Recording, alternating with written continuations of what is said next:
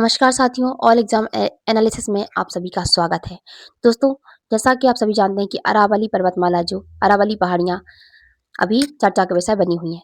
तो जानते हैं अरावली पर्वतमाला और पर्यावरण पर जो कि संकट होने वाला है उसके बारे में। तो पहली बात आती है अरावली पहाड़ियों का विनाश। तो नया नियम बना है कि हाल ही में आए नियमों के अनुसार उन पहाड़ियों को काटने की अनुमति दी जा रही है जिनकी ऊंचाई 100 मीटर लगभग 30 मंजिला इमारत से कम है। अस्तित्व पर खतरा कैसे है कि अरावली श्रृंखला की लगभग 93% पहाड़ियां इसी कम ऊंचाई वाली श्रेणी में आती हैं। इसका मतलब है कि दुनिया की सबसे प्राचीन पर्वत श्रृंखला का एक बड़ा हिस्सा खत्म किया जा सकता है।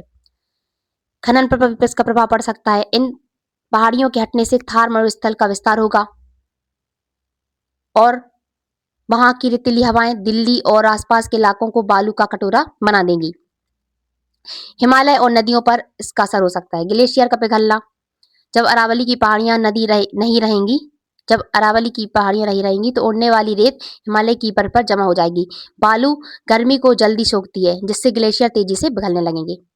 बाढ़ की स्थिति बन सकती है। बर्फ के तेजी से पिघलने के कारण गंगा और यमुना जैसी नदियों में जल स्तर बढ़ेगा जिससे उत्तर भारत विशेषकर बिहार और आसपास के क्षेत्रों में विनाशकारी बाढ़ आ सकती है।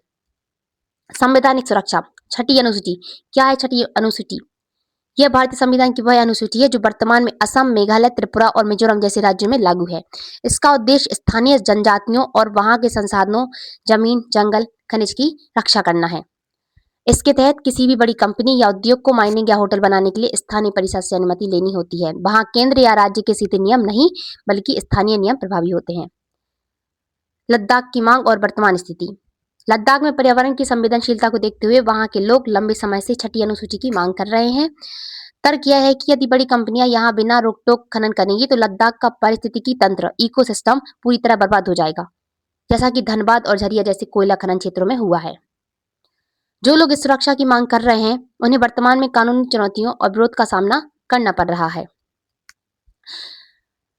भूगोल और अर्थव्यवस्था। क्या निष्कर्ष निकलता है कि पर्यावरण और भूगोल ही किसी देश की अर्थव्यवस्था को तय करते हैं। प्राकृतिक संसाधनों और पहाड़ों का इस तरह दोहन भविष्य में गंभीर आर्थिक और पर्यावरणीय संकट पैदा कर सकता है। अगर इन क्षेत्रों को संवैधानिक सुरक्षा जैसे छठी अनुसूची नहीं मिलती तो औद्योगिक विकास के नाम पर प्राकृतिक संपदा का विनाश रोकना कठिन होगा। तो आशा करते हैं आप समझ गए होंगे अरावली पहाड़ियों को जो चर्चा का विषय बना हुआ है। तो उम्मीद करती हूँ आप वीडियो को लाइक कर दीजिए, चैनल को सब्सक्राइब कर लीजिए और अपने दोस्तों को भी इसको पहुंचा दीजिए।